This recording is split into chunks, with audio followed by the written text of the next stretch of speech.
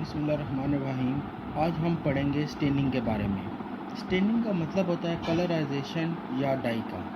Colourisation से क्या मुराद है या स्टेन से क्या मुराद है? A stain is a dye which is used to colour cell और tissue so as to make the structure visible for microscopic examination. Basically हम स्टेन या कलर डाई को इस्तेमाल या कलर इसलिए करते हैं किसी भी सेल स्ट्रक्चर को या टिश्यू को, ताकि वो हमें आसानी से विजिबल हो सके माइक्रोस्कोप में। इसकी रीज़न क्या थी अभी वो भी देखते हैं। The process of treating tissue with the stain is called staining. Stain वो कंपाउंड है जो कलर कर देगा किस स्ट्रक्चर को जो सेल में प्रेजेंट है। सेल में प्रेजेंट स्ट्रक्चर को जब वो स्टेन कर देगा वो हमें विजिबल हो जाएगा अंडर द माइक्रोस्कोप। और इस प्रोसेस को क्या बोलेंगे? स्टेनिंग बोलेंगे। जिस टिश्यू को या जिस सेल को हम स्टेन कर रहे हैं उस प्रोसेस को हम क्या कहलाएंगे? स्टेनिंग कहलाएंगे। और इसकी रीज़न क्या थी कि क्यों हमें स्टेनिंग की ज़रूरत पड़ी? उसकी रीज़न ये थी, most of the biological tissue are transparent and are not clearly visible on light microscope। ज़्यादातर जो हमारे पास बायोलॉजिकल टिश्यू हैं, जो लिविंग टिश्यूज़ हैं, जो बायोलॉजिकल टिश्यूज़ हैं, जो हम पढ़ते हैं, उनका हम स्ट्रक्चर देखना चाहते हैं, वो जो हमारे पास क्या होते हैं? ट्रांसपेरेंट होते हैं और इतनी आसानी से वो विजिबल या क्लियर हमें लाइट माइक्रोस्कोप पे नहीं होते। इस वजह से कि वो लाइट माइक्रोस्कोप पे क्लियर हो तो हमने क्या किया? स्टेन का इस्तेमाल किया। स्टेन के इस्तेमाल करने की वजह से हमें क्या फ़ायदा हुआ कि वो हमारे पास कलर हो जाएगा, कलर सब्सटेंस के तौर पर नज़र आएगा, तो हम उसे डिफ्रेंशिएट कर सकते हैं कि इसका स्ट्रक्चर कैसा है।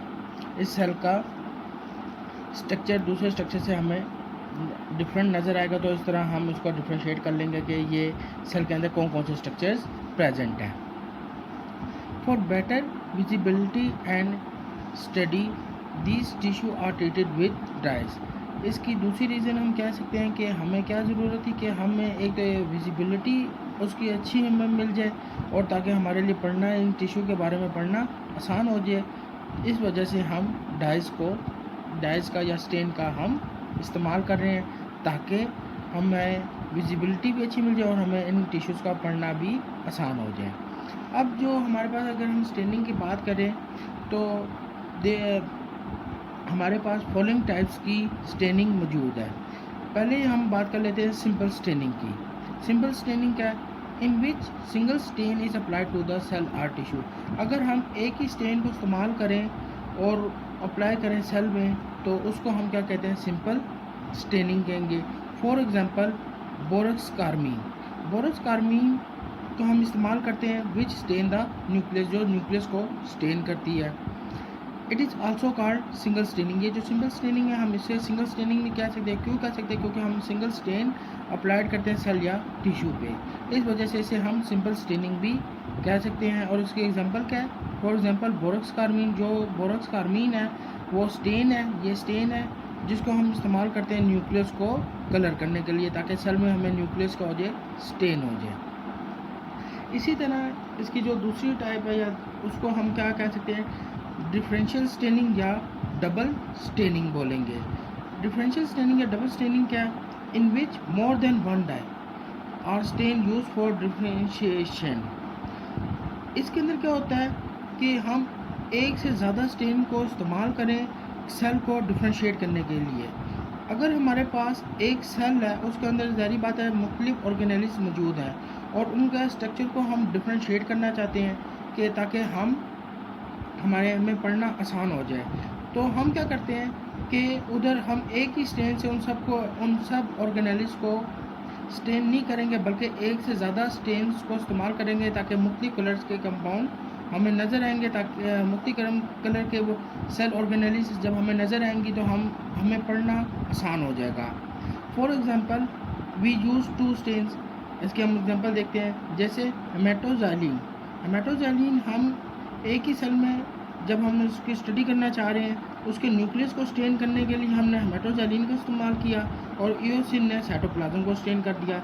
इस तरह हमने दो स्टेन्स का इस्तेमाल किया एक ही सेल में और उसकी हमने मुख्तलिफ ऑर्गेनेल्स को, मुख्तलिफ कंपाउंड्स को कंपोनेंट्स को स्टडी करने के लिए इस्तेमाल किया है ताकि हमारे लिए आसानी हो जाए।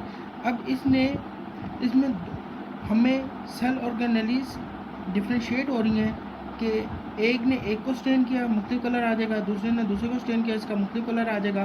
तो इस वजह से इसको हम डिफरेंशियल स्टेनिंग भी बोलते हैं या डबल स्टेनिंग भी कहते हैं।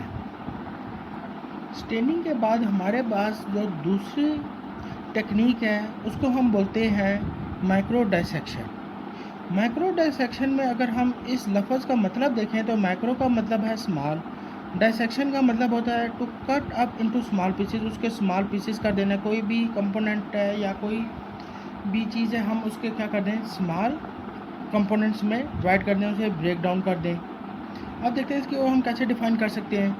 It is a technique that involves isolating and dissecting cells और इट ऑर्गेनेलीज यूजिंग माइक्रोस्कोप।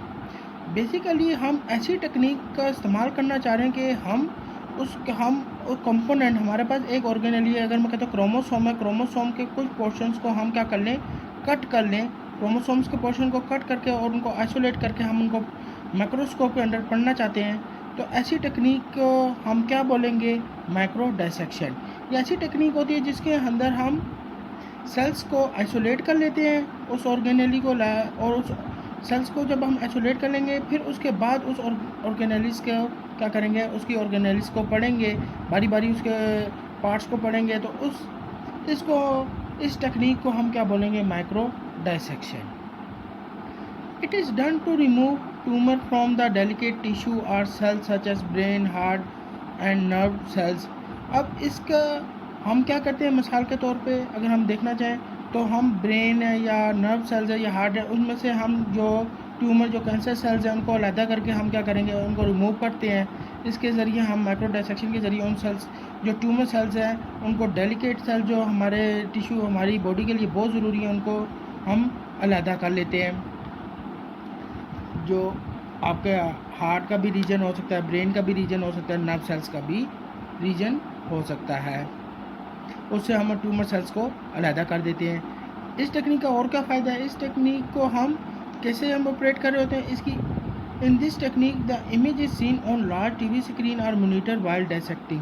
हम इसकी इमेज हम जब डाइसेक्ट कर रहे होते हैं, जो ब्रेक डाउन कर रहे होते हैं किसी भी ब्रेन के पार्ट से या हार्ट के पार्ट से या नर्व सेल्स के पार्ट से, उसकी हमें जो पिक्चर है वो हमें टीवी स्क्रीन या मॉनिटर में नज़र आ रही होती है। इस टेक्निक में जो हम कॉमनली यूज़ कर रहे हैं या पढ़ना चाह रहे हैं वो है हमारे पास chromosomal micro dissection, laser micro dissection.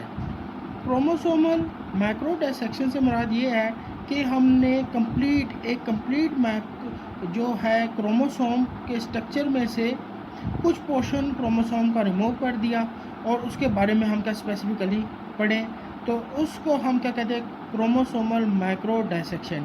अब क्रोमोसोम के पार्ट को जो है हमने अलहदा करने के लिए जो डाइसेक्टिंग के लिए हम यूज़ करेंगे उससे हम बोलते हैं, ऑपरेटर्स जो यूज़ करेंगे उसके बोलेंगे ग्लास नीडल। हम ग्लास नीडल की मदद से उसे क्रोमोसोम के पार्ट को अलहदा करेंगे और उसके बाद उस क्रोमोसोम के बारे में पढ़ेंगे। तो इस वजह से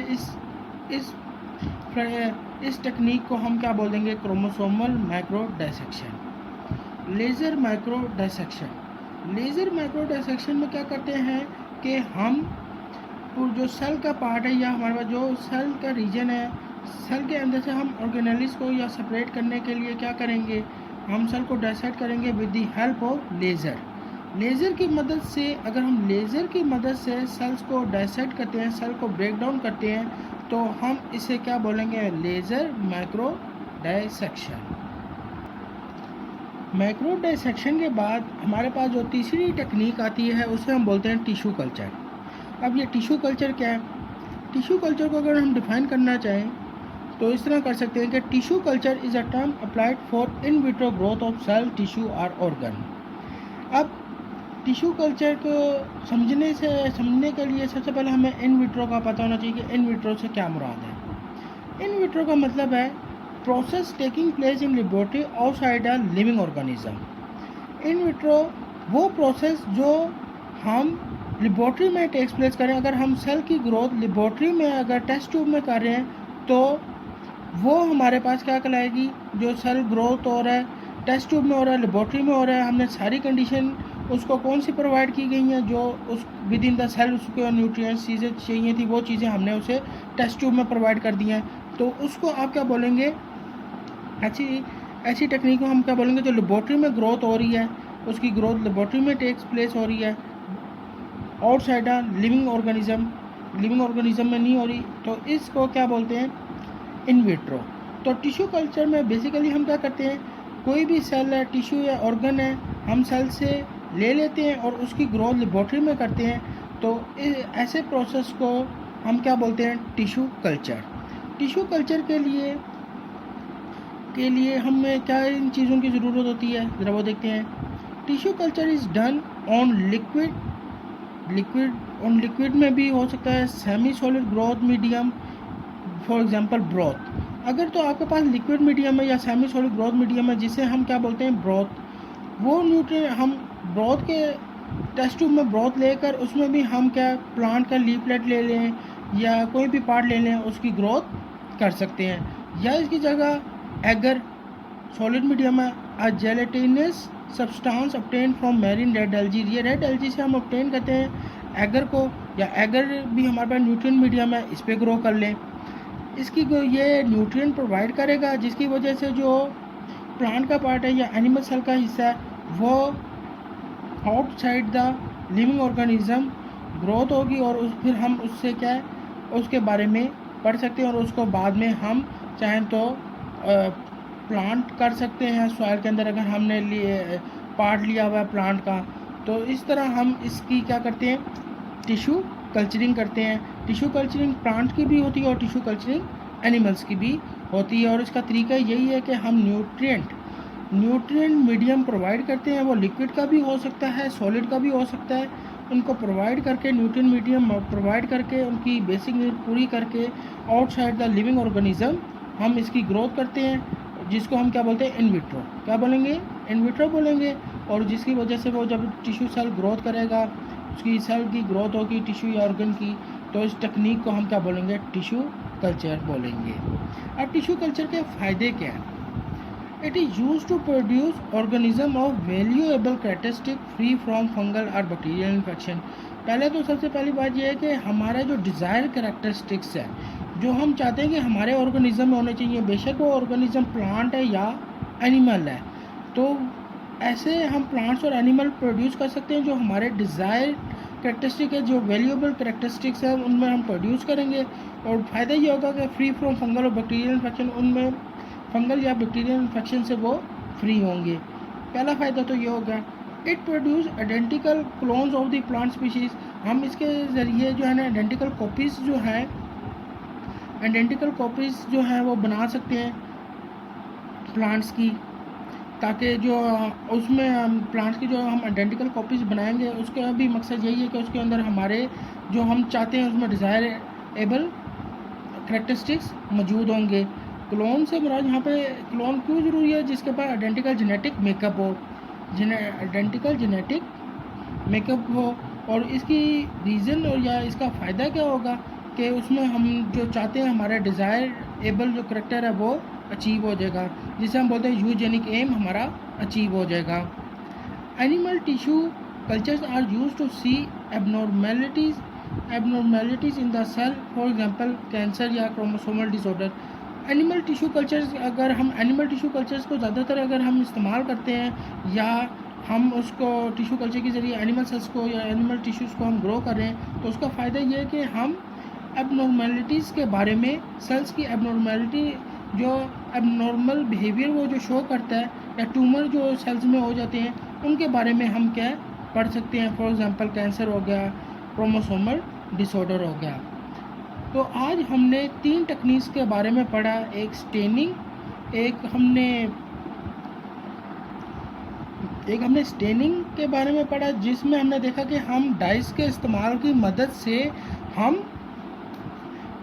जो है स्ट्रक्चर को कलर करते हैं ताकि वो उसकी विजिबिलिटी आसान हो जाए और हमें पढ़ना आसान हो जाए। फिर इसकी हमने जो है कि सिंपल स्टेनिंग और डिफरेंशियल स्टेनिंग के बारे में पढ़ा।